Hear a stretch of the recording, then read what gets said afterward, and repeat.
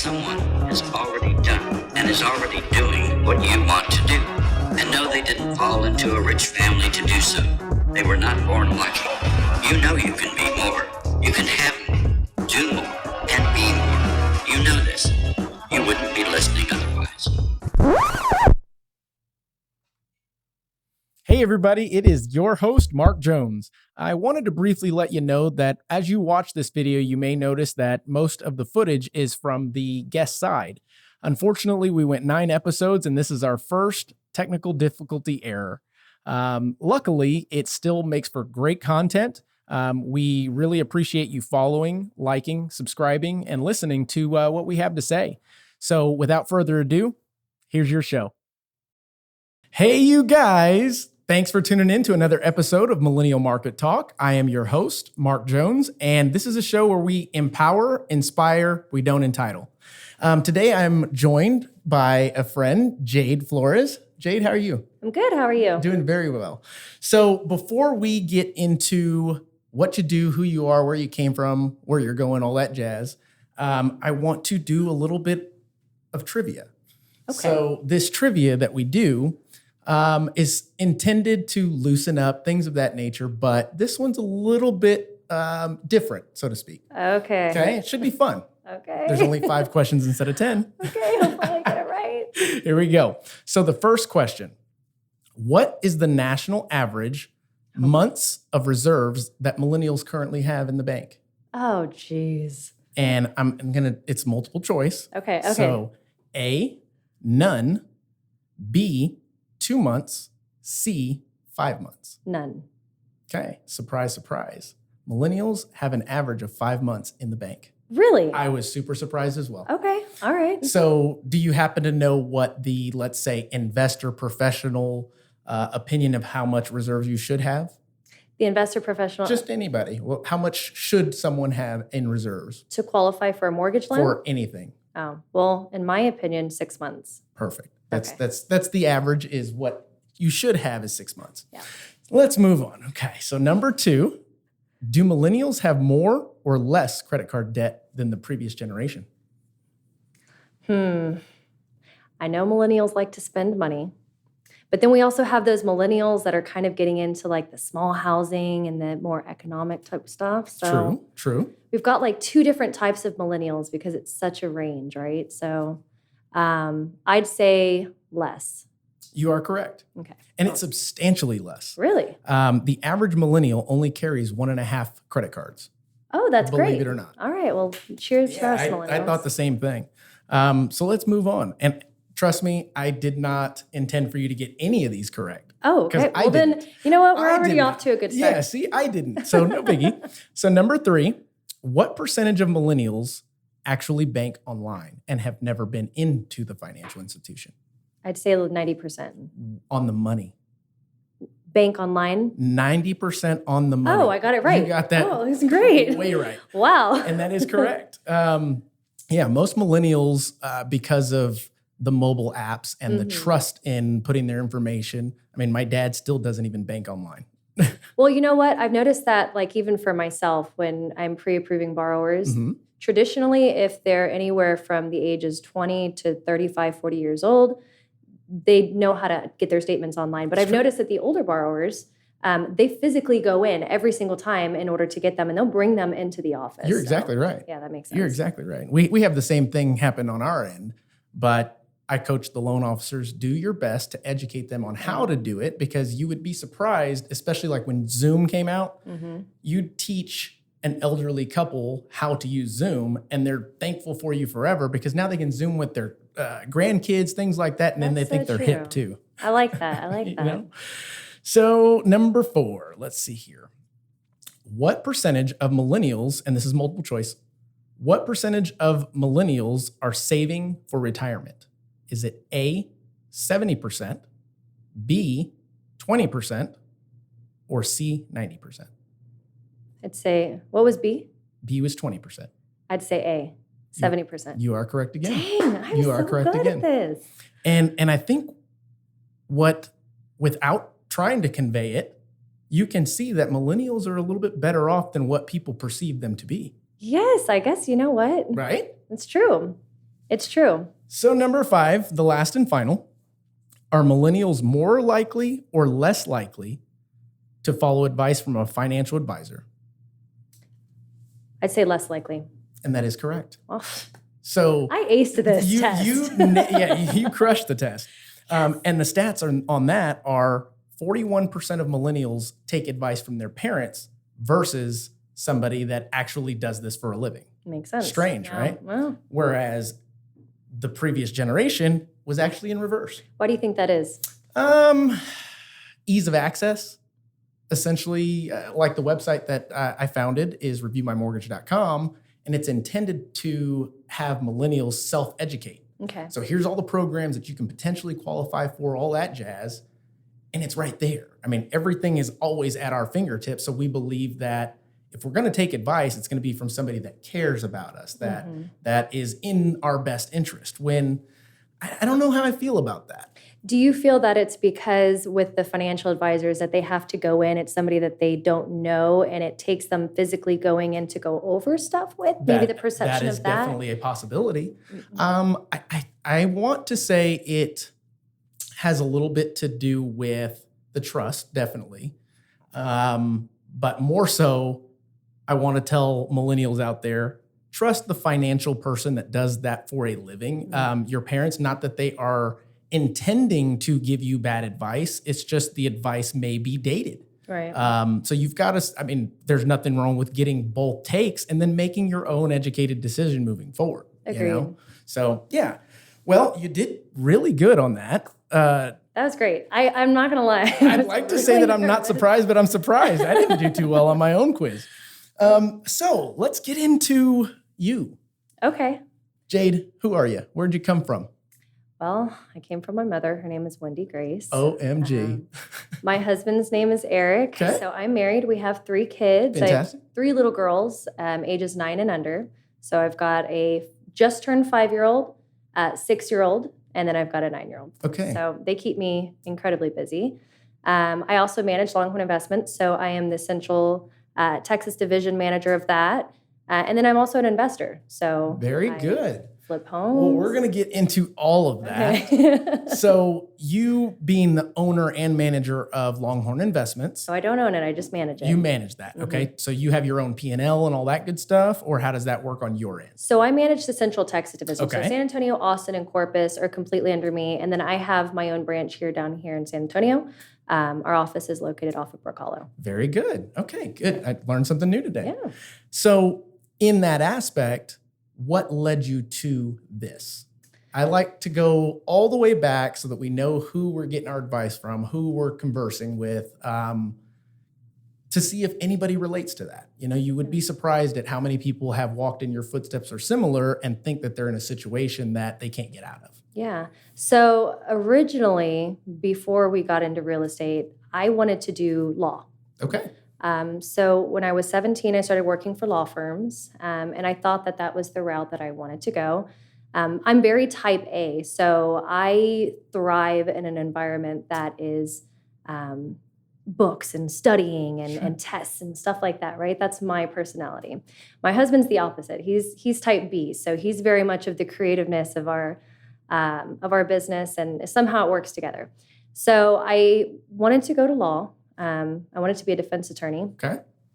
Long story short, ended up in real estate administration, and then took some time to stay home with the kids. We had 1 kid at the time. So are you from San Antonio? Yes. Okay, very born good. and raised. So, so my husband worked for a real estate educator at the time, and this was actually just a sales position. Okay. So that's how we got wind of real estate investing in general. We didn't Very know good. too much about it, but we started to pick up the pieces as we went, right? So long story short, that sparked our interest in real estate investing, and we decided to hop in it. Okay. Face first, belly flop into the deep end. Okay. So our first deal that we ever did was what we thought $500,000 almost ARV. This was over in the Alamo Heights area. So I don't know if you're familiar, but Oh, absolutely. I mean, the values are crazy. You all can over go- the place. Absolutely. Yeah, you can go from one street to the next, and one street will be, 200,000, the next street will be $500,000. Correct. And it's all based upon school districts and, the relativity to those schools. So we trusted people that we probably shouldn't have trusted. Okay. And we put our entire life savings into this, as well as some of my in-laws' money as well. I see. Yeah. So you mentioned your in-laws. I want to, and I don't want to keep going back, but I want to give that full perspective. Growing up, what did your parents do? What did your husband's parents do that instilled some things in you? I mean, did you go to college? Did he go to college? What's that stuff about? So neither of us went to college. Okay. So backtracking, I had a really rough relationship with my parents growing up. Okay. I was out of the house by the time I was 15, just kind of hopping from family to family. Okay. Got my own first apartment by the time I was 17, roommate with some friends. And I was on my own. So I had a really rough growing up, a lot of rebellion, a lot of just not getting along with my parents, not seeing eye to eye. So for the majority of my years from probably about 12, 13 years old, pretty much all of my high school years were spent just at heads with my family. Okay.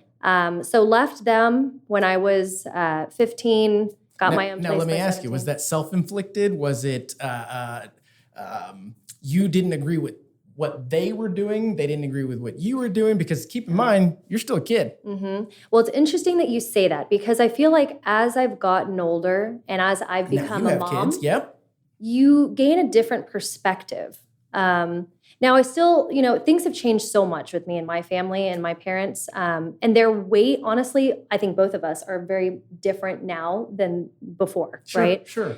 I mean, that's the goal. Right. And so our relationship has grown tremendously. So I think it was a mixture of, I'm very headstrong. Okay. I've always been very independent, very, this is how I see things, and you're not going to change my perspective on that. Okay. So I think it was a mixture of probably that, as well as, there's certain things that they probably could have done better growing up that as a parent, I may have done better. So I think it was a mixture of those two, and it just caused this. Makes sense. Okay. And it gives us a lot of perspective on how and who you are today. Right. I mean, your foundation was created by you and your hard work and decisions and failures and all of those things very early on is what I'm hearing. Right. So I learned very similar to myself, minus the fact that I didn't leave home, nothing like that. I mean, very, very true. Created a sense of independence for sure. So I've always been that way. It also created this idea of not being able to trust people, which I've had to overcome over the years, especially in business and learning how to start. So delegation for me, because of that and that sense of independence, has been really hard. So I've had to learn how to overcome that over the years. So just very headstrong, very independent. But that worked in my favor because I grew up I didn't have anything to fall back on. So if I failed, I didn't have a couch to go hang out on. That's right. It was, you make it or you don't. And so it's almost like when you put yourself on a boat and you sail to the island, there's really no going back. You either get there, you burn the boats, right? You just have to keep going. And so that's my mentality is, there's an issue at hand. All right, you just got to keep going, got to figure it out. And so that's, I think those fundamentals of how I grew up, even though they might have not been the most ideal way to grow up, they truly made me into who I am today. And I don't think that I would have, been able to create companies or do any of what we've done to this point had that not happened. Well, I think, and you can correct me if I'm wrong, but number one, I can relate to a lot of what you're saying here.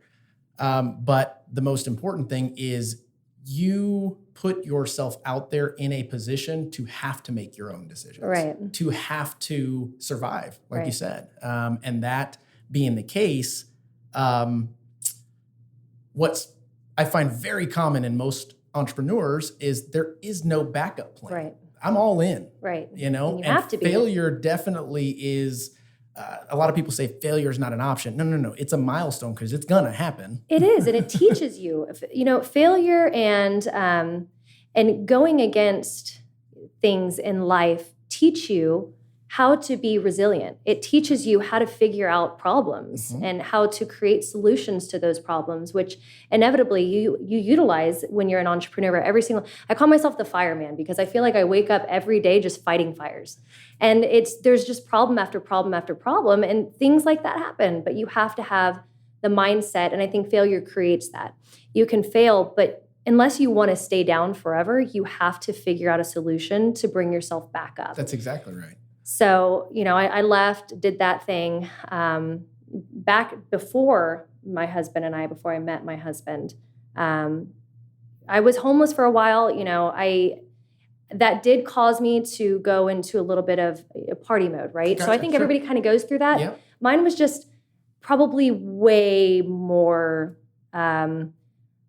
what would you call it? You went there. I really You went there. No, absolutely. I mean, I went through my party phase as well, but I think the entrepreneur in me kicked in way sooner. So I was the guy on the other end selling the tickets and the bottles and whatnot, having the good time. I'm like, yeah, everybody's drunk. I'm not. That's smart. Okay. Yeah. That's smart for your time. I didn't have that entrepreneur mindset back then. Gotcha. Again, very type A, very just by the books, right? Right. Yeah, which is funny if you think about it, because if that's my personality, but yet I was partying every day, like how is that by the books? It's not. But that kind of caused me to spiral down. And so, I allowing myself or figuring out how to come up from that without anybody helping you up is huge. Absolutely. And so, that failure in itself truly created the type of mindset that I have to this day. Now, do you think that being able to pick yourself up or learning that piece to the overall equation in any situation is something that can be learned, or is it something that's within you? No, I think it can be learned. Okay. I do. I think anybody can have a mind shift at any time in their life. And I think it's all about perspective. Okay. And I think that as a person, learning how to have a new perspective, it can change your entire life. And I don't think that would be like saying, only 70% of people have it, but I truly think everybody does. Right. It's just a matter of how they view it and that perception that they have and that perspective that will allow you mentally to be able to get out of certain situations. Absolutely. And I think, some can say mentors are the spark in it. Some may say that a situation occurs that it sparks that in us. And some may say that it's just somebody that is truly a friend, an unfiltered friend that says, hey, get your shit together. Yeah. Right? And then it's boom, you go. But you're correct there's a saying that goes, change of pace, change of place could change your perspective. Absolutely. I think that could happen for anybody. For me, I think it was just being in such an ugly situation that you don't really have an option. You can either continue down the path or I made little changes. And for me, it was just eating better. Okay. And it sounds so silly to think, how could something so simple change your whole life? But literally, just changing a couple of things. And I think that one thing that people focus so hard on is the big picture. Correct. But when you focus on one small thing that you can do just to make one change that can make tomorrow just a little bit better, it sends this domino effect throughout your life. And then that's how your perspective ends up changing, which allows you to change the path that you're on and ultimately dictate where you're going forward.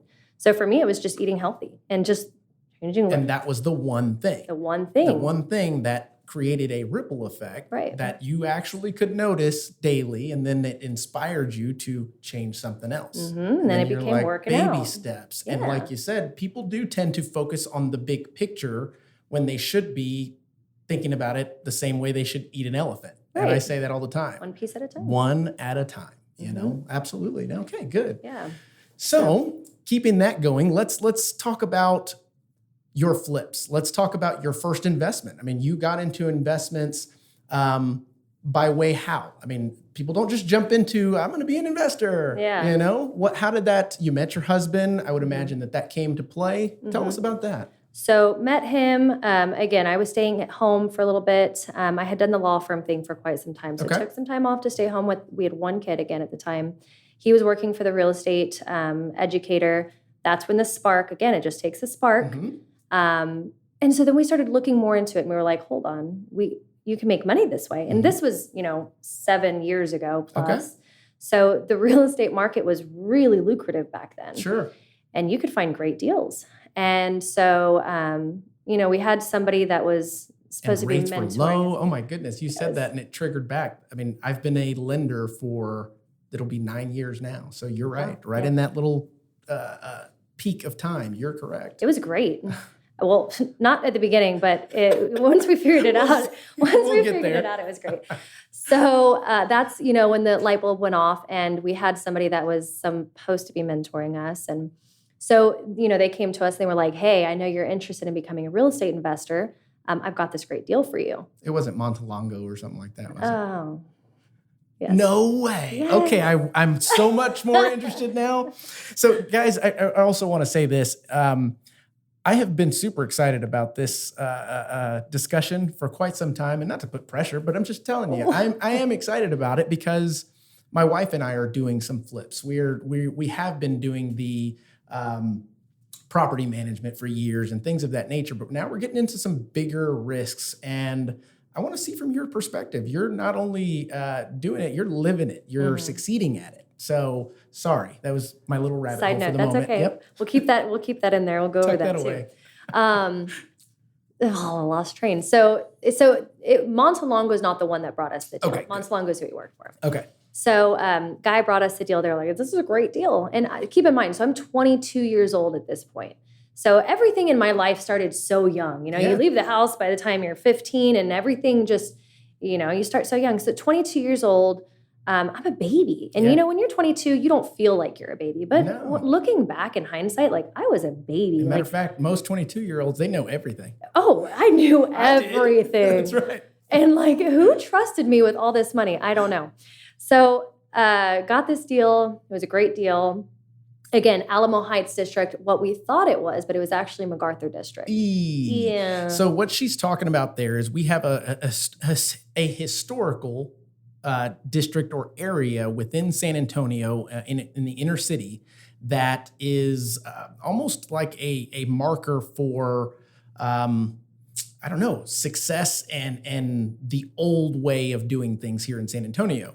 That area has been very, very steady. Mm-hmm. And in regards to that, there have been properties that have gone by the wayside, but the land itself, which I always say, you can't build more land, still remains the same as far as value, which breeds opportunity. Yeah.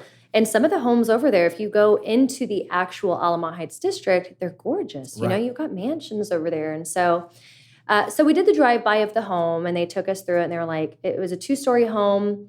I'll show you the picture after this, and maybe I'll post it on my page. Yeah. You guys can see, what I actually did, what I thought I was doing. So the home was beautiful. It was 2-story, gorgeous. We did the drive-by, and they showed us the comps. Okay. For those who don't know what that means, it's a comparable. So the homes in the area that sold for what we thought we were going to be able to resell this home for.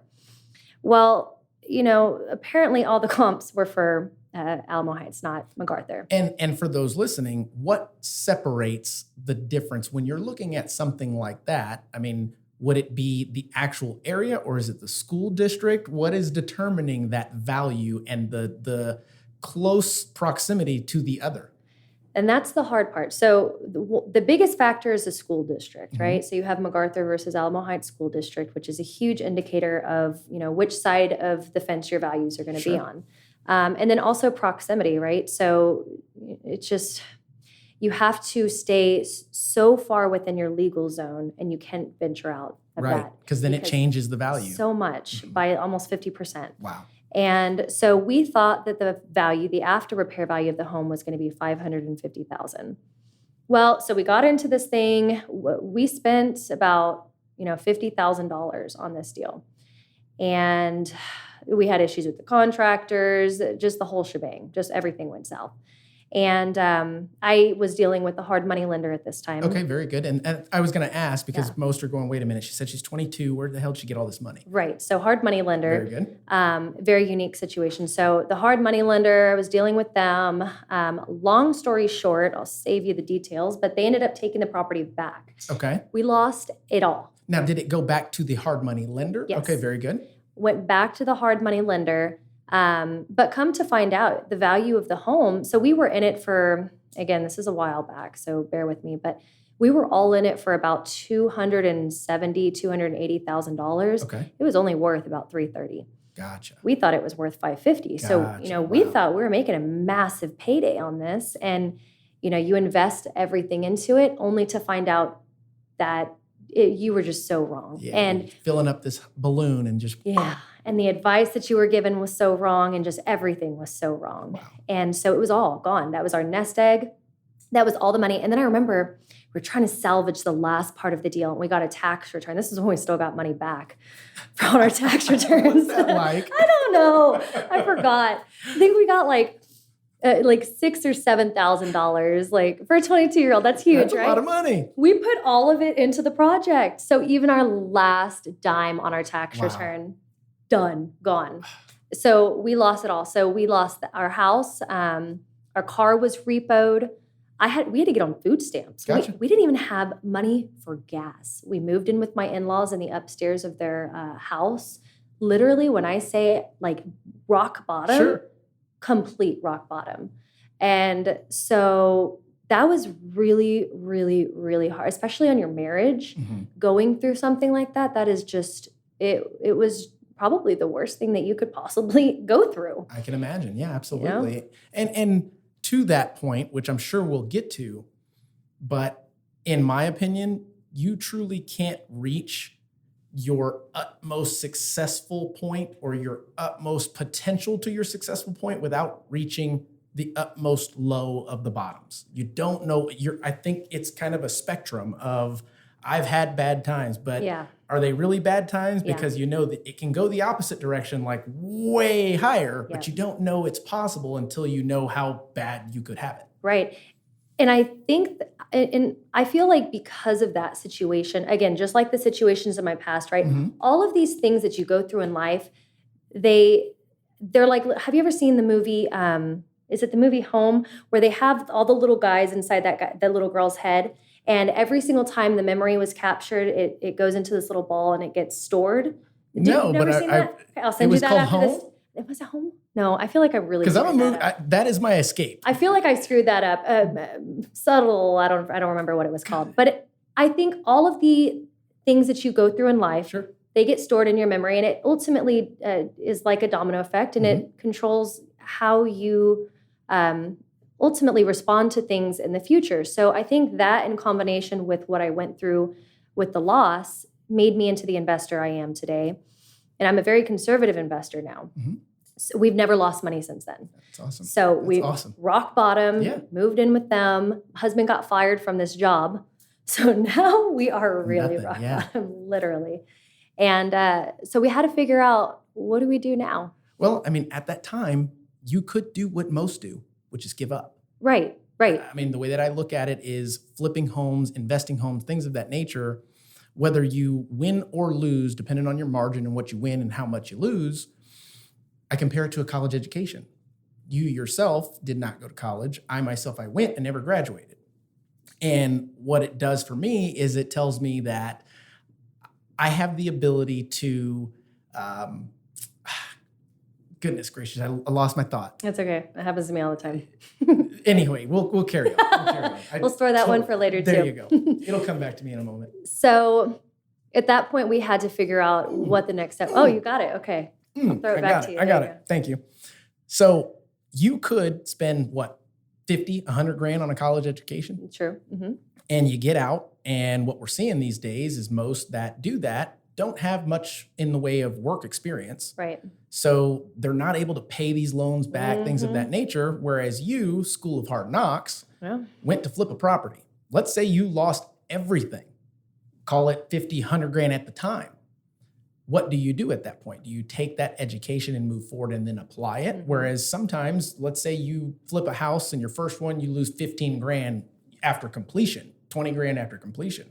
You're way ahead of everybody else with all the student loans. The goal is do you take your toys and pack up and go home? Or do you go, all right, I lost 15 grand, but I learned this, this, and this. Let's go do it again and apply those things. Right. You know what? That's perspective right there, because many people don't think of it. Many people would sit down and say, woe is me, and I lost all this money, and I can't feed my family, and I'm going to give up on life. That's right. And go back and work an hourly job.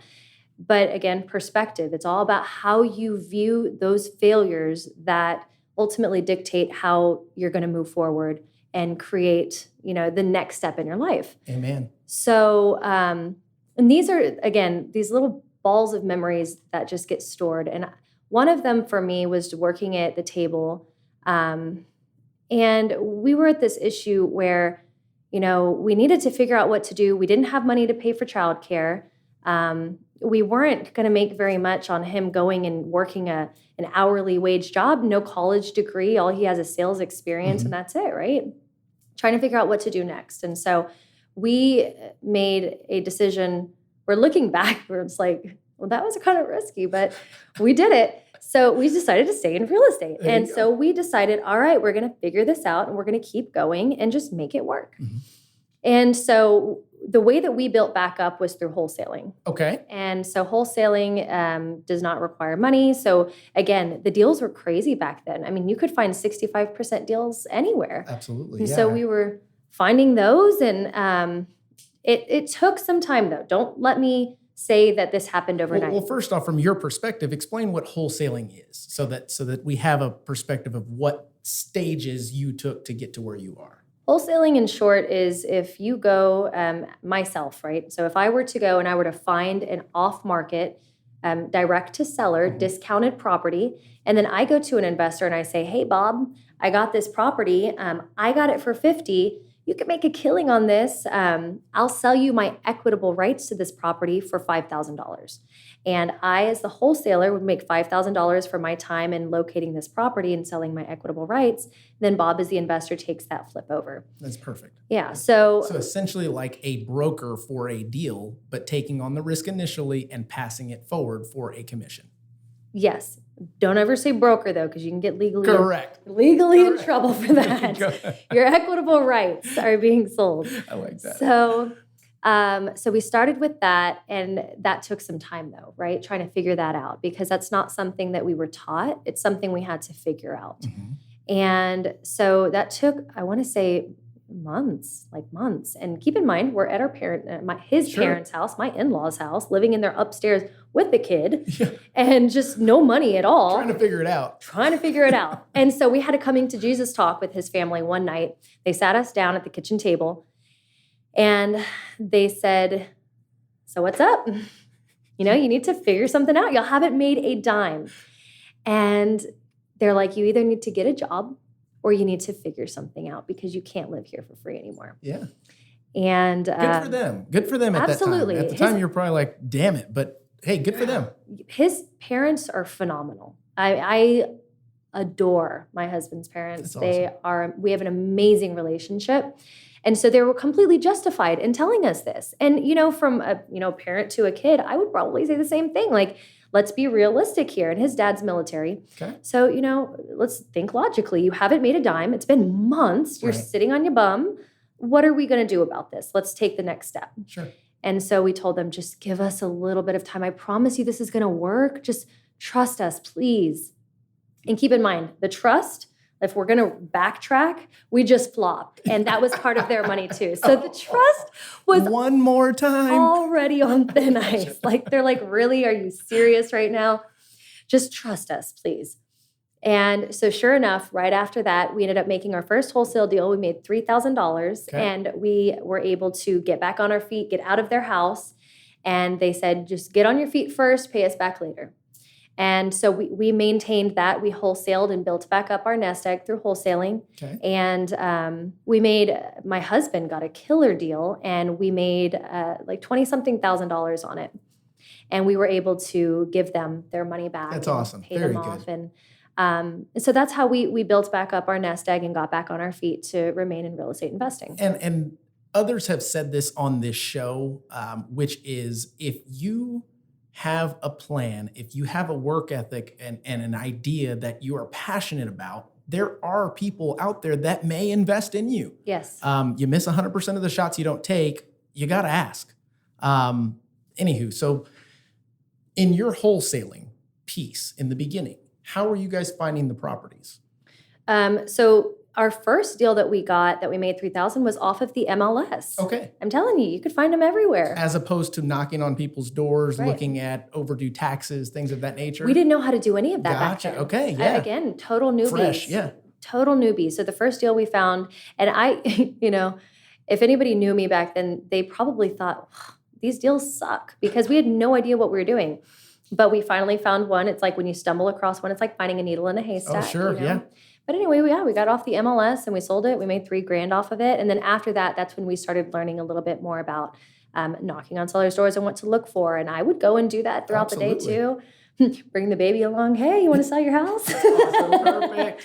And, mailers. And that's when we found out about back taxes and foreclosures. So we built it up through there. And then we did our first flip again.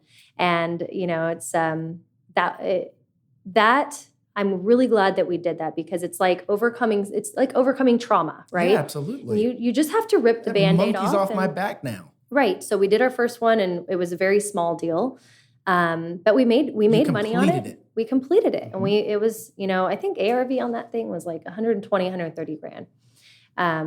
Again, it's been so long, I don't remember, but it was small. We made money off of it, and then we just continued going. And more so making money, I have to go back to it. You learn. Right. You got another situation or an experience, Now, backtracking through this, that's when I also became a hard money lender. Okay. And, you learn through your failures. I learned through dealing with the first hard money lender what I like and what I don't like. Okay. And I make sure that I give my borrowers a completely different type of experience than I received from the first hard money lender. So I went through that and I learned the ins. Had I not gone through that, number one, I probably wouldn't have even know what hard money lending is. To consider that, yeah, sure. And then I would have never understood the intricate details that go into it because I was so far in the hole. I had to learn everything I could about it to try and stop the bleeding. And so because I was forced to learn so much about it, that created, it's so full circle. And then I became a hard money lender. Yeah, that makes sense. So from, what I do, I pride myself on the fact that I try and educate investors and borrowers as much as humanly possible so that they don't make the same mistakes. I agree with that. That I made. I call it avoiding the landmines that I've already stepped on. Right. If that were my deal and I were the lender, I would have told the old me as my borrower, I don't want you doing this deal. I would rather not make money than you go into this deal and lose everything because you could have seen that from miles away. But hindsight says, aren't you glad you did go through that because you are where you are? Absolutely. Because of that. Yeah. Stepping stones. Yeah. It's just it's so crazy how everything happened. And so that truly made me the person I am today in the lending aspect as well as being an investor. So very cool. Yeah. So moving forward with that, you started with the wholesale, I would imagine, built up enough equity cash to become hard money. What was it risk and reward, seeing the potential of how much margin we could make, becoming the hard money lender? Was it we have nowhere else to put the money because there's not as many wholesale properties to go? Where was the decision process on that and what made you leverage to that? And then from there, where did you go to? So I actually got recruited. So the hard money lending company, it's not my own money, it's Mike. So Mike he's amazing. So he's the owner of Longhorn. Okay. So they recruited me, flew me up to Dallas, interviewed up there. This was almost 6 years ago. Okay. And I just started off as just a baby little hard money lender, just a little rep. And throughout the years, I started getting more involved and growing. And now I'm the number one producer. I have been for the past 4.5 years for the entire company. Yeah.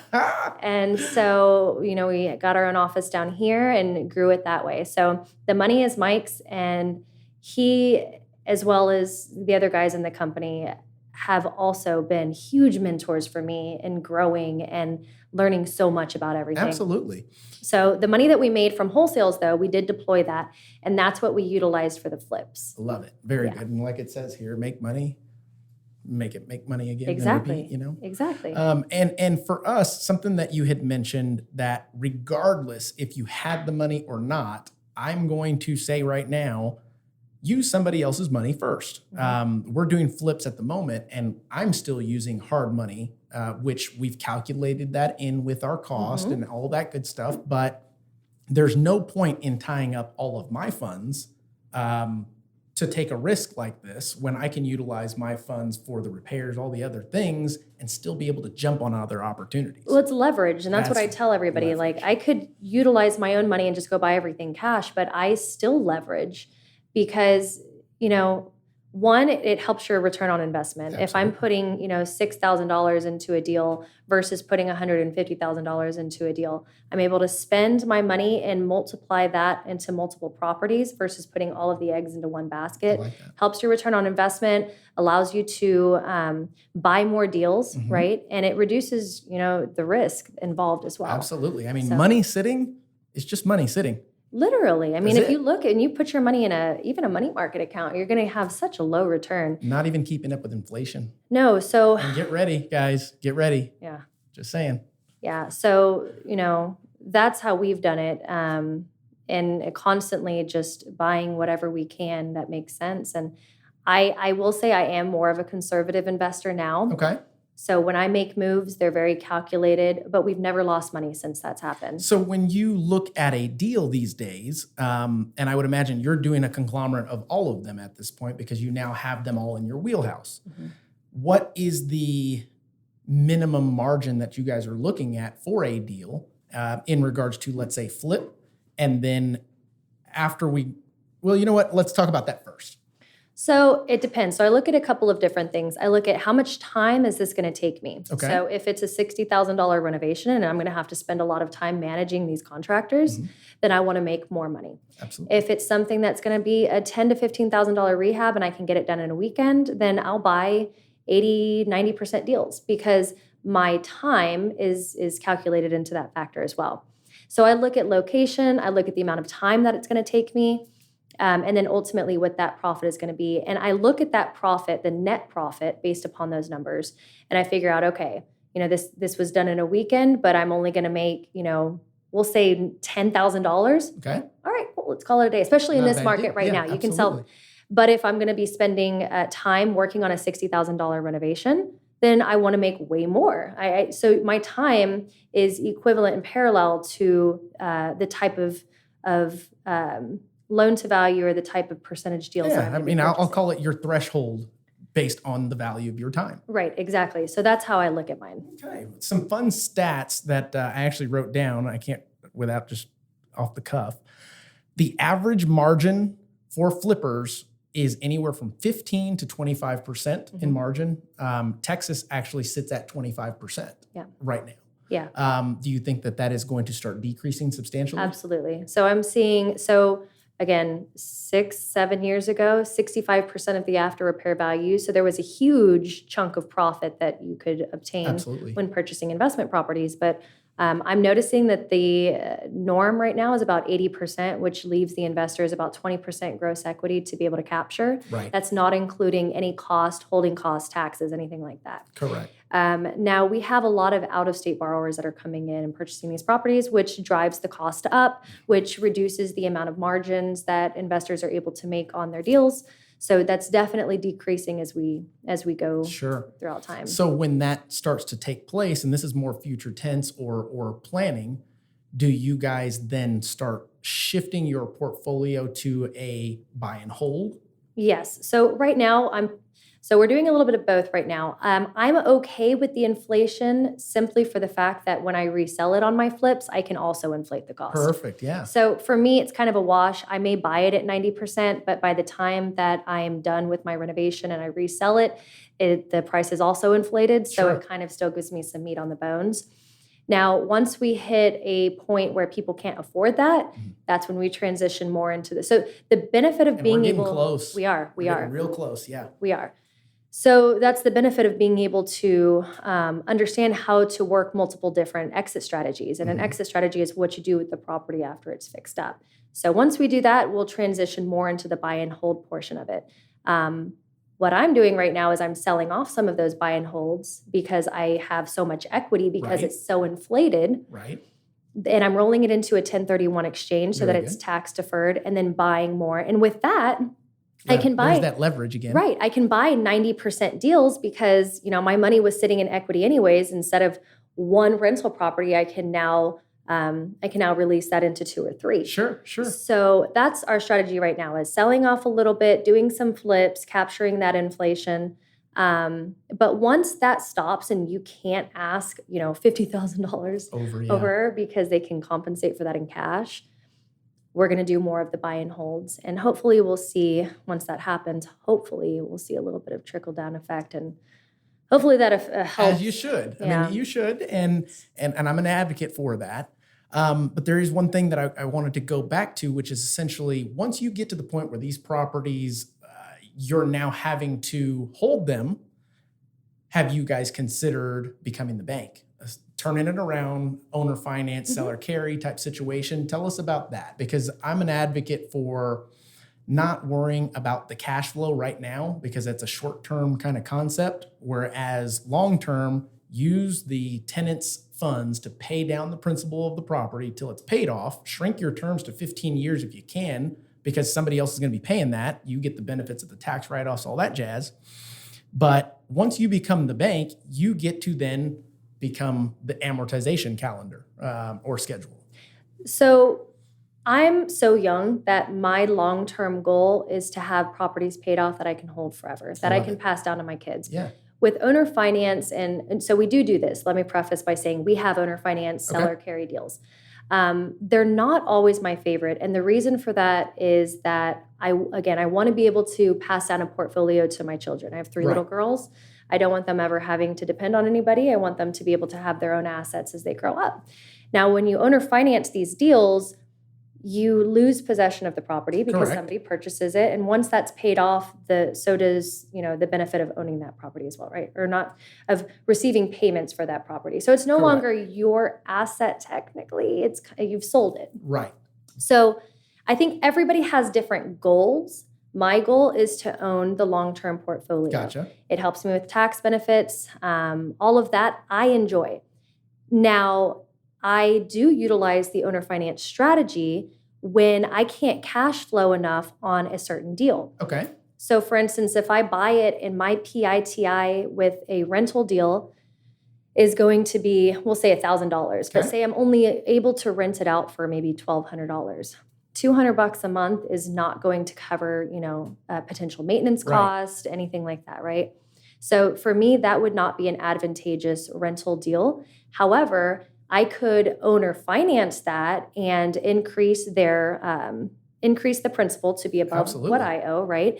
And then I could increase the amount of interest that they pay me. So then that $200 a month turns into $500 or $600 a month. Correct. So, and you get to then, and just so folks out there know, you get to become the bank. As mentioned before, you're making your mortgage payment, let's say 30 years, the first 7-8 years, most of it, and you check your mortgage statements and amortization, see how much is actually going towards principal and actually how much is going towards interest. You would be thoroughly surprised, okay?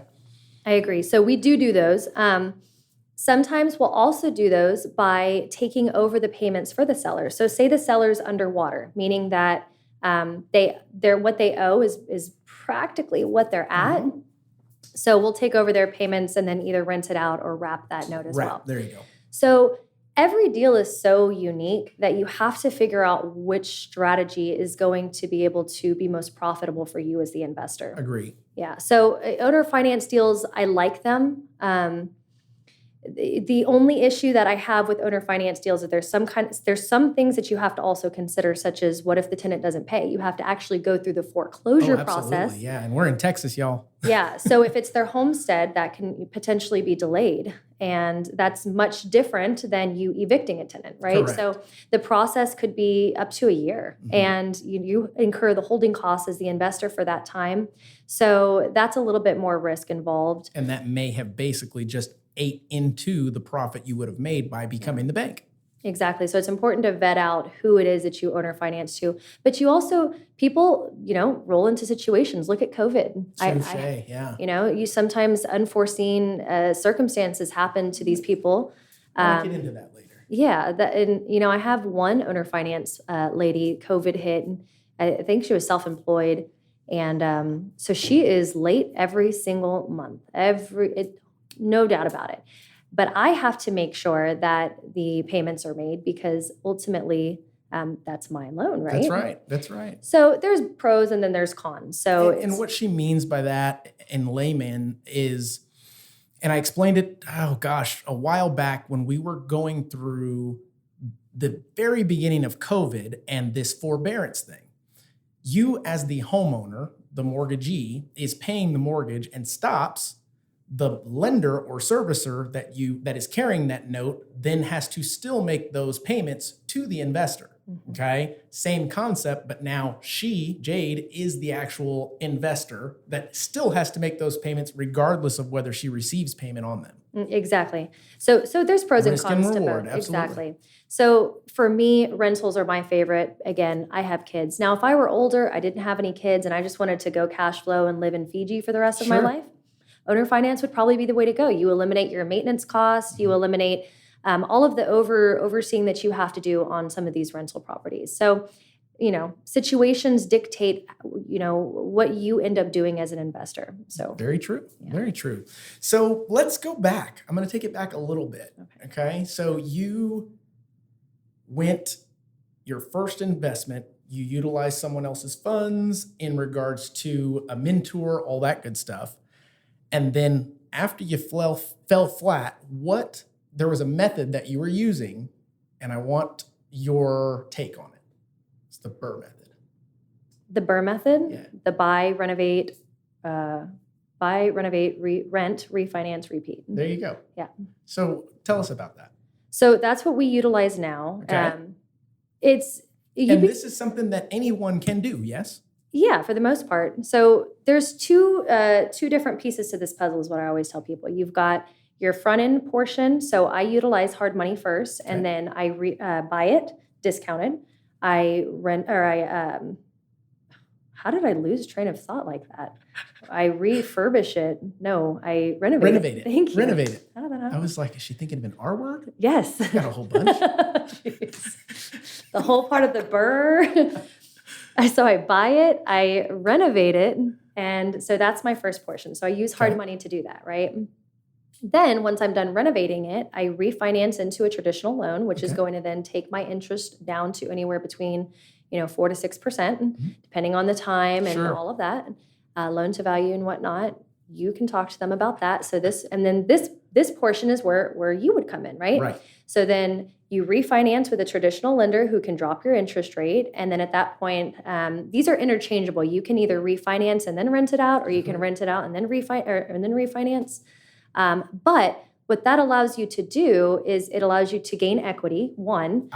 So equity is huge. Correct. And that's what I'm taking out right now out of these properties. All that equity, I'm taking that out in order to deploy that into new deals, which are then going to cash flow me more. So it allows you to increase the amount of equity that you have in that deal, which then allows you to decrease the amount of cash out of pocket. Now, because when you refinance, the lender is going to give you a certain amount based upon what the value of the home is worth, right? Correct. Yep. So anywhere from 75 to 80% of the value of the home. But because you've bought it discounted on the front end, when you refinance, you've got enough equity, so it alleviates you having to put that 20% down. So now my cash out of pocket is minimal. I've got a ton of equity in the deal, and I'm going to cash flow even greater on it because my principal balance is so low. So my principal, interest, taxes, and insurance are going to be so low versus what I'm going to be able to rent it out for. So now I'm making money in every aspect of this transaction. In every aspect, and then you're taking those funds, leveraging it over, and buying more properties. Exactly. So I own this property. I think we bought it 3 years ago, maybe 2.5 years ago. I think my cash out of pocket on this deal was like $6,000. Refinance it into a traditional One loan. of those two, yeah. Yeah, whatever that is. And I did not have to bring money to closing because there was so much equity in the deal. So, 2.5 years ago, $6,000 out on this deal. I cash flow about $350 a month. I've had one, maybe two maintenance calls on this home. But because I renovated it before I rented it out, pretty much everything was new. So I take care of the mechanicals up front. So new HVAC system, new roof, make sure your plumbing is good. All of those key elements to the maintenance, right, are taken care of on the forefront. So 2.5 years ago, $6,000 out of pocket, cash flowing $350 a month. I've already received my money back on this deal. Now I've got about $80,000 in equity on this, especially with the inflated cost. That's if I don't get over asking for it. So then I'm going to sell it, make that $80,000, net out whatever the costs are. My husband's a realtor, so we save money there. Same. Yeah. Same here. So I got the perks. I know a guy. and then I'll put that into a 1031 exchange, meaning I don't have to pay taxes on it. And then buy 3 more houses with it. So now instead of making $350, I'll make, $900. Correct. In addition to all of those things that you put into this property, you can put them on your Schedule C, your S Corp, whatever it is that you're filing. And those that's not a loss. I mean, that is absolutely coming from your cost basis of everything. So that helps offset your taxes. Ding, ding, ding, ding. She just gave you a $1 million nugget for $6,000. Boom. It just continues to give and give and give if you don't give up. Right. I think once you start the cycle, you've got to continue to keep that moving forward. Right. Right. So it's not a one and done. This is something that you consistently have to work at. I mean, we've been doing this for years, right? Sure.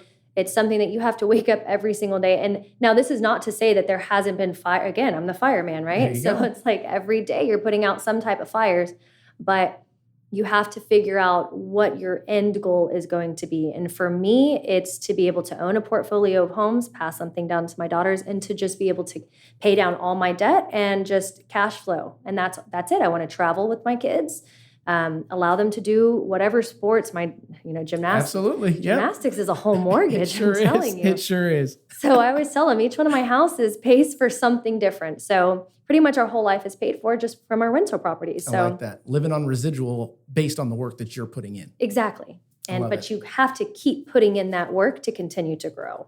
So that being said, and there's no doubt that you are educated, where are you getting this? It's not just life experience, because you can only learn so much through life experience. There's some other things that have to go into the brain to be able to make those decisions the right way. Where are you getting your stuff from? Where are you getting your sauce? So I have mentors. Okay. I have 3 great mentors. They're all, I love older people. If you just sit down and just talk to people that are older, especially seasoned investors, they have so much knowledge to be able to give. So I call him my best friend. He's 90 years old, and we have lunch, bi-weekly, and we just talk about investments and what he's doing and how he became a millionaire, and he invests in a lot of our stuff. And being able to pick up those nuggets along the way have been tremendously helpful. And then figuring out as I go. So I'm very type A, right? Mm-hmm. So very analytical to every aspect of anything that I do. But I think that also helps me understand in depth. So sometimes it's annoying. I can be annoying because I'm like, well, how does that work? And my husband hates telling me stories because whereas a normal person, you can tell them, I walked down the road with my dog, we crossed the street, and it was a great day. And I'm like, what were you wearing? What was this? But how fast did you walk? And what was around you? And the entire story, that's just how I work. And Absolutely. So I think just doing all of these new things, and they're calculated risks, but just jumping into new aspects of things and figuring out what I like and what I don't like. And the intricacy of each exit strategy has allowed me to grow my own knowledge. And I have not hired a mentor since then. It's just my Well, I mean, friends. you mentioned the friends or the mentors. And we always hear that surround yourself with those that you want to become. And I'm an advocate for getting advice, but don't get advice from somebody that tried. Right. Get advice from somebody that has done it. It's a completely different perspective. Everybody else that has not completed whatever it is that you're seeking. Exactly. Not kick them to the curb, but just tune that out. They're going to give you all the reasons why they didn't get it done, but really the reason is they gave up. Or the gurus. I mean, you could, throw a pebble and it would hit another real estate guru. They're everywhere, right? Absolutely, yeah. So those are also what you need to avoid. Especially with social media. It's easy to portray that. Absolutely. Social media is it's so easy to create this facade of like who you want to be when in reality, if your goal is to own a home and own a portfolio of homes and be an investor, then don't learn from somebody who hasn't done that yet. And it sounds like an easy concept, but you'd be surprised at how many people get roped into these online gurus that talk about making, $100,000 a month. And you just have to be realistic. That's right. Learn from people. I'm always trying to surround myself with people that are doing more than I'm currently doing. Absolutely. That's how you learn. That's how you grow. And somebody had, I think it was the second show that we did, but it's about getting into rooms that you wouldn't normally find yourself in. Yep. How do you get to the table that different conversations are actually being held? Right. And each time you do, you're meeting new people, you're elevating what you know to be true, because we only know what we know until we know. Right. So it's exciting, and I think that's one of the things that drives me. I can see it in you is the thirst for that knowledge, the ability to set out and accomplish something. And getting uncomfortable. Oh my God. Like that's huge is you have to get uncomfortable in order to go to imagine you like being in a room and you've got like 10 sheets of paper and behind all of those 10 sheets is your end goal. Like you don't know what's on the other side of it, right. But you just have to run and break through it. And it's scary, so scary. But until you break through that, that's how you get to the next part and the next part. And so getting uncomfortable is something that I had to learn how to do. But it's changed everything about everything I do. I can tell that. Have you ever done a podcast before, anything like this? No. I mean, maybe once or twice. Zoom calls, things like that. Yeah. Getting out of your comfort zone. You're doing this, Yeah. It's almost a challenge to yourself. Like, I believe I can do this, and it's scary to me, but regardless, I'm going to do it. Right. I'm going to push past it. I'm going to go through that uncomfortable moment that all of a sudden you get past it super quick and you go, okay, wait a minute. It's like public speaking. Now. Yeah, I'm here now. Yeah, public speaking. I remember when I did my first public speaking, I wanted to throw up. It was so embarrassing. I remember going up there and I just blanked out. I didn't remember anything. And it was all older people. I was 23, I think, at the time. So just so insecure. And I totally just farted all over the stage. Like, That's awesome. I couldn't even remember anything. I just walked off, and they were like, said, "You stink," and you go, "I know, I'm sorry, but I'm sorry." They did like the slow clap. Like everybody was just so confused. And so you have to just push yourself to continue to get uncomfortable until you get good at it. Yeah. And then you move on to the next thing that you're not great at, and I agree. you just grow. So your husband, you've mentioned him multiple times throughout, and I work closely with my wife, hand in hand with different projects, things of that nature. What's that like? I mean, from what I'm hearing, give me raw. What's that like? It's got its benefits, and it's hard sometimes, but it's also great because you get to work with your best friend. I mean, my husband is my best friend in the whole world. Like, I love him so much. And we're so different. Again, very literal, type A. And then he's just like this free thinker, like, we could do this. And I'm like, hold up. No, we can't. I think he and I would get along. Y'all would probably make $1 million ideas. And then I'd figure out like, well, technically. Here's all the holes. Of course, yes, I'd find every hole that was wrong with it. Awesome. So that's how a lot of our days go is like, let's do this. Oh, wait, no, according to my calculations, we can't. So it's good because it keeps us both grounded and we complement each other in different aspects. It's hard sometimes because you have a terrible day at the office and then you have to go home and still be parents and husband and wife. Sure. So you have all of that. But at the end of the day, you're building this together. And when you look at the full picture, like, after a long week of just, again, fighting fires, right? Sure. The long week, and you take a time during the weekend and you're just looking at your kids and you're looking at everything that you've built together and you're like, wow, like, high five, we did this together. That's right. So, the good always outweighs the bad, and it's not easy, but it's definitely worth it. I think for us, and I actually met my wife through work back in the day, but going through the decision process of making deals happen, of coming to terms with what it needs to be in order to make X or whatever the case, it's super nice knowing that no matter what decision she's making or I'm making, it's for us. Yes.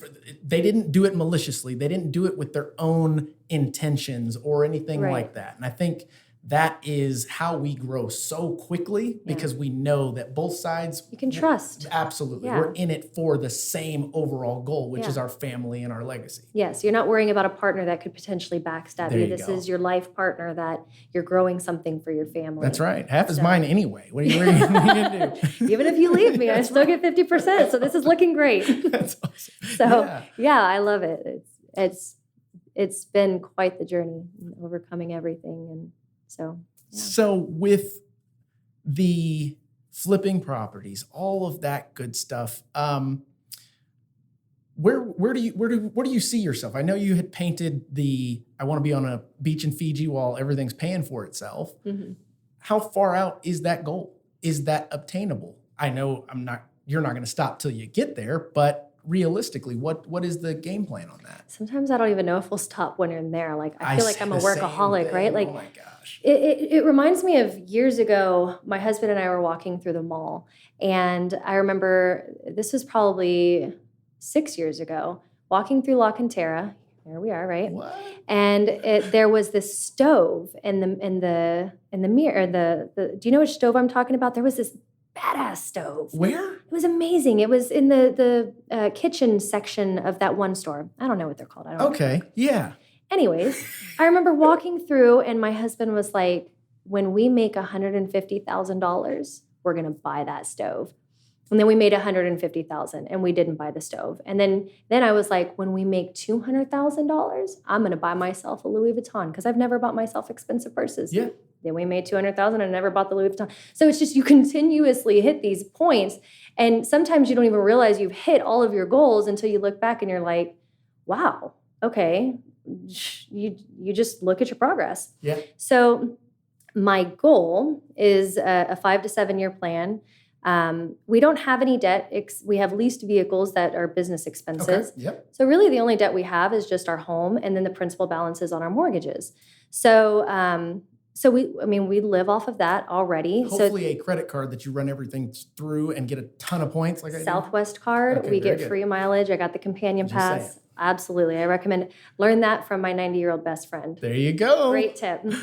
So our goal from 5 to 7 years is to have everything paid off. I want to be able to keep those rentals. And if we do sell them, we can always defer them, but have all of those paid off. So the money that we get from our rentals, I want to deploy that into paying off the principal balance, increase our rents, live everything debt-free, which some people are like, debt-free? Why would you want to do that? But it's something that I just want to do. Sure. So that's our goal, is to pay everything off, be able to travel, just cash flow, and do that. So within 5 to 7 years, that's our goal. That's a pretty solid goal. And I mean, you're on the track. I mean, everything that you're saying not only sounds good, but it is the truth. And you're living it. I think that's pretty awesome. Yeah. So a couple more things that I want to touch on is you had mentioned the ability to purchase something, but not doing it. And I'm the same way to a certain extent. And here's kind of where it differs. I like to be able to buy whatever. I mean, you see that somebody's, oh, I like that car or that purse or what have you. I like to be the guy knowing that I can, but I don't need to. Exactly. I'm over what people think. If I'm doing something, it's for me and the family. And I have expensive habits like cars. I do. But social media, almost makes it to the point where it's discouraging for me to put things like that.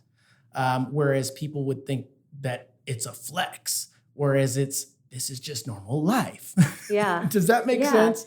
How do you take social media, or are you actually playing it and using it to your advantage? What you see is what I want you to see, or this is transparency? Myself, I'm super transparent on the social media thing.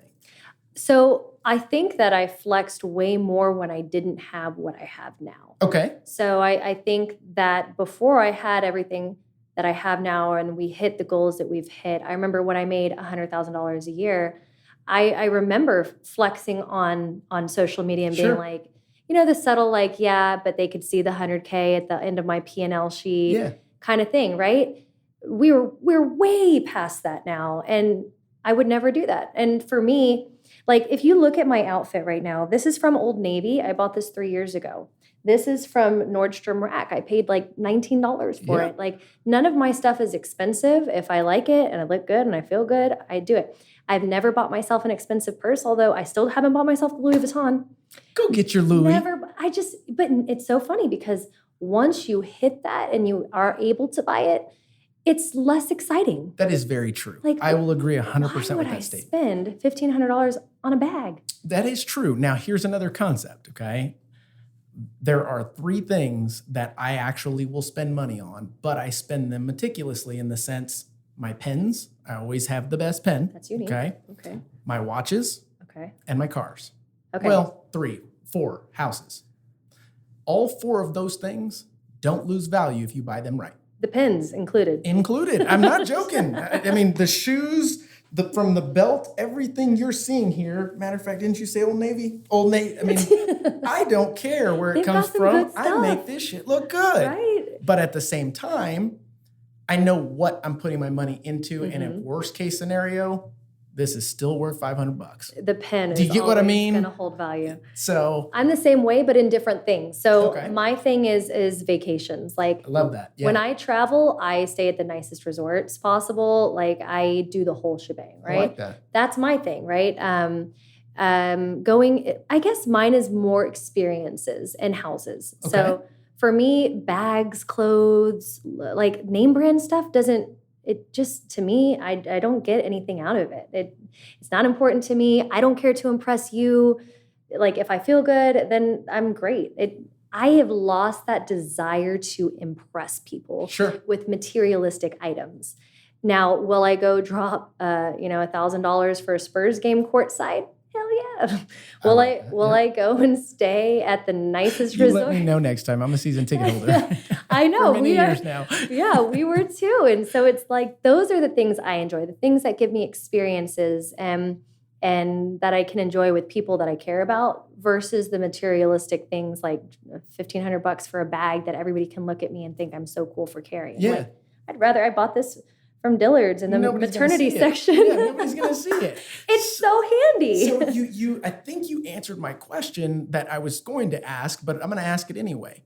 Since you're not into the materialistic things, we know you're successful. How do you reward yourself? And I think it was more experiences, more trips, more family-oriented, more, like you said, experiences, once in a lifetime type situation. Is there anything else that gives you, I don't know, like for me, and this may sound strange, anytime I want to step my game up, I go and rearrange everything. Oh my God, I do the same thing. Okay, I'm not the only one. I bought new office desks. Okay. And for some reason, that checked off a box in because my brain is like a checkbox. And for some reason, that checked off a box in my brain. I'm like, I feel great now. All of a sudden, you're like, level up. Let's work. Like, awesome. I bought a new rug. Like, the dumbest things. Like, yes, my workspace, for sure. Like, I'll rearrange stuff and get a new, like, feel of it. Or, I mean, the desks were like $40 each. But like, not a big deal. But you know what? Checked it off. Okay, feel great forward. now. Yeah, that's awesome, and it's very true. I don't know if it's just us, but that is very true. I don't know. It's the weirdest things. But other than like traveling or experiences, my kids, like I'm very involved with my kids. So like for me, the majority of my money is spent on them and their either their academics or, it sounds so silly, but their sports. Like I throw so much money into their sports. Like gymnastics is so. Oh, I'm right there with. Like if her coach is listening to this right now, like I pay a lot of money. So that, and then the traveling for gym. So I pour a lot of money into that, and that makes me feel good because it's something that I can watch grow. Yeah. And it's something that I'm seeing my money work to a benefit of versus just buying something materialistic that's going to sit here. Like I'm pouring money into helping them get to that next level in whatever it is that they're passionate about. Yeah. So for one, it's gymnastics, and the other, it's soccer. So that's my thing. And well, I mean, that leads to something else. Since thus far, we're very similar. Between you and your husband and my wife and myself, it's kind of crazy. Yeah. But I want to talk about raising your children. Myself, I'll talk about my wife first. My wife was raised, I'm not going to say sheltered or anything like that, but she was an only child. And it wasn't as transparent of growing up. She learned how finances work, things of that nature after she graduated college. Whereas myself, the FAFSA form for college, my dad was like, here, fill this out. And I'm like, where are your taxes? Give me your taxes. I mean, it was that transparent. And we've adopted that moving forward with our kids, which is be as transparent as possible, but also explain. Yeah. Explain as much as you can. Even though they don't get it yet, at least they can start connecting the dots sooner than most. Yeah. What's your take on that? I think my husband and I are very similar in the way that we parent, which works really well. Mm-hmm. Again, you already know my history growing up, so everything was like you just figure it out as you go. But I wasn't taught about finances or anything like that. Like I was, when I was 18 or 19 years old, I had like a 400 something credit score. Like my credit score was terrible. Yeah, I didn't know what it was. I didn't know anything about. I worked up all these. So, anyways, our take on parenting is very much of. You have to have responsibility. Mm-hmm. Like we're big on responsibility. Every morning they all have chores around the house. Teaching them about money is huge for us. So we have, I do like baggies for them. So they earn allowance and they have a checking and they have a savings and they're clear so that they can see the money grow. Sure. So my thing is when they get paid, whether it's birthday money or allowance money, any type of money that they get, I give them the money and I set them down and I say, okay, let's count your money first. Now you have an option. You can either put money into checking account and it is what it is, or you can put the money into a savings account and I'll double it. But you can't touch the savings account. It has to sit there and you can watch it grow, but you can't use it. So it's teaching delayed gratification. Absolutely. So when they first started, it was like checking. And after a while, they realized, okay, like this is great and all, but let's, savings. Mom, give me 50%. Yeah. So that's a concept right there. Right. So watching it grow, and it's similar with investing. Absolutely. You don't get to reap the rewards of your rental property immediately. No. No, you watch that money grow. Sometimes it's a slow drip too. Absolutely. It's a process and you have to learn how to allow that to happen. So that's one thing we've done quite a bit on, teaching them about money and delayed gratification and learning to allow your money to grow and not spend it on frivolous things. Agree. So that's huge, learning the responsibility aspect of things and then putting them into, I'm big on sports because that is a huge way that kids can experience, I don't want to say failure, but opposition and overcoming things, like especially in gymnastics. Yeah. It is a constant, like when you get into the competitive side of things, it's a constant battle against your mind and yourself. And I grew up playing sports. My dad's a coach, the whole 9 yards. And what I tell others is sports is more than just winning and losing. Absolutely. I mean, it teaches you discipline. It teaches you camaraderie. It teaches you, there's just so many routines, habits, so many things that go into just sports because each sport in particular, whether it's gymnastics or football or soccer, they all have their own parameters and things that there are winners and losers. Right. You don't just do a sport to just do a sport. Right. So there's a goal at the end that you get that gratification, but all the while, all those things to get there, you have to work. That's exactly and you have to work for it. It's one of the few things in life that you you have to physically work for. And if you don't work at your craft, you're not getting to the next level. Oh, and that's so we're true. we're big on like not doing participation trophies. So like if you didn't win, sister, amen. If you didn't win, you didn't win. Just try harder on the next one. And I always tell my daughter who's in gymnastics and in soccer, you didn't win a game or you didn't win first place. Well, guess what? Maybe the other girls worked extra hours. So you just have to put in that extra work. Maybe you need to eat healthier. Maybe you need to work out extra, or maybe you need to change little things when you're like, you have to figure out how to get yourself to that next level so that you can achieve the goals that you want to achieve. So my son got his first participation trophy this past season. And as we're walking to the car, I probably handled it a little rough, but I took it from him. Yes. Okay. And I told him, son, you played, but you guys didn't win. Mm-hmm. And at that point, he started to kind of tear up. And my daughter took the conversation over and enlightened him.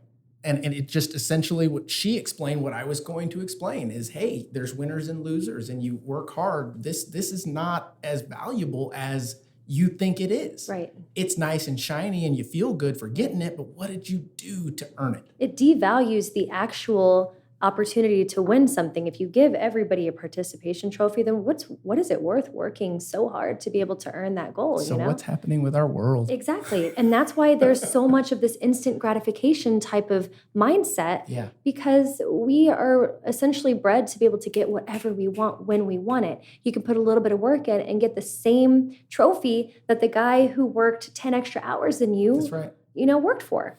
And let's see if you think the same way as I do. And I mean, this podcast doesn't go all over the place, so only who that hear this are going to hear this. But I actually think it's not that bad of a thing that everybody is wanting these participation trophies in some way, shape, or form of our everyday life like we're doing. Why? Because it leaves more opportunity for those that know the real deal. I agree in that sense it almost makes it easier to continue to thrive. Amen. But then sometimes you look at it and you're like, that's sad. Wake up. Yeah, wake up. Like you can do this too. And it goes back to the beginning of the podcast where you asked me, do you think it's something that you have to have or is it something that's learned? But no, I truly believe that everybody's born with the ability to accomplish something in life. Like I think everybody's born with unique talents. Yeah. And it's so sad that probably only 10 to 15% of people actually get to experience what their talent and their blessing truly is. I agree. So with my kids, I want them to be able to push. And if 5 years down the road, gymnastics not it, at least I know that she's pushed herself to be able to understand what she likes and doesn't like, and to be able to have that mindset of consistently working towards something and not giving up. I agree. I mean, the first step is wanting to. Right. What drives you to want to? I don't know. Like I said in the past, it could be a major downfall that took place. It could be a mentor. It could be someone in your life that you're looking up to. Who knows? But whatever it is, latch onto it and ride onto that and take everything that you possibly can with you so that whatever situation that occurs, you've got that toolbox of stuff that you've experienced or heard somebody that has actually done it that you can use to get through that hurdle or to get through the adversity that you have. Yeah, no, I agree 100%. Well, let's see here. How are we doing on time? We're doing fantastic. We could probably talk forever, but I don't want to take too much time. Let's see. We've gone over just about everything there. Talked about I didn't mention how most investors do fail their first time, especially on flips, because everybody thinks that HGTV, it's easy. And we know that's not the case. We talked about college. We talked about education by way of experience.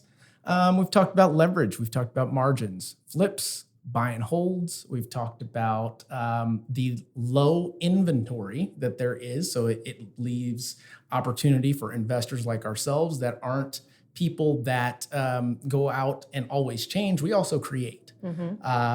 Let's see here. Do you have any other advice for anybody listening in your shoes, wanting to emulate what you're doing? Take small actionable steps. So what I always tell people who come to me and sometimes they just want to right off the cusp be an investor. So figure out everybody's situation is different. Everybody's financial situation is different. Everybody's time availability is different.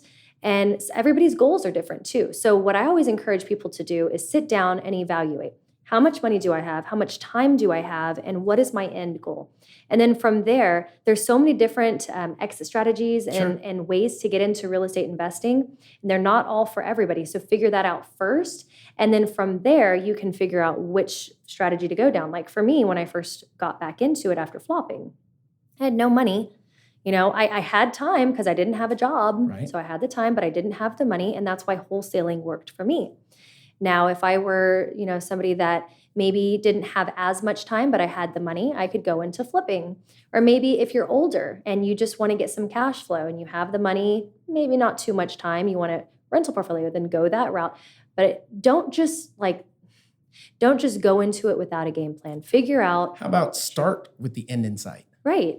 And with your own understanding your own circumstances, and then allowing that to guide you towards what the next step should be. And then utilizing your talents too. Like my biggest thing is my husband calls me the queen of delegating because I'm not great at everything. I'm very type A. So I'm great at doing that and creating the circumstances and all the behind the scenes system stuff. But sometimes I'm not great at other things. So learning how to delegate what you're not great Absolutely. at in order to continue to grow. So start somewhere, take the first step in figuring out based upon your circumstances where you can begin within the multiple fields within real estate. And then as you grow, begin to learn how to delegate things in order to grow further. Absolutely. Jade, thank you. I think this was a very, very... there was so much that was covered in this one show. Who knows? I mean, we're going to continue this podcast. I'm not going to stop. So hopefully maybe in 10 episodes or so, we'll have you back to see where you are and all that good stuff. Awesome. If somebody wants to get a hold of you, how do they do that? So on social media, it's at Jade Florez Real Estate. Okay. And then you can also reach me via email at Florez with the Z. With a Z. Not an S. jflorez@longhorninvestments.com. So guys, thank you for tuning in. If you like the content, please like, share, subscribe, and share it with somebody that you think will get some value, get some benefit out of this. Maybe they're starting a business. Maybe they're thinking about starting a business. Maybe they are just scared and tired of what they're doing currently, and their goal should be to start a business. You never know. I'm hoping that these conversations with other millennials that have been through the trenches can help you guys in the future. But until then, see you on the next one.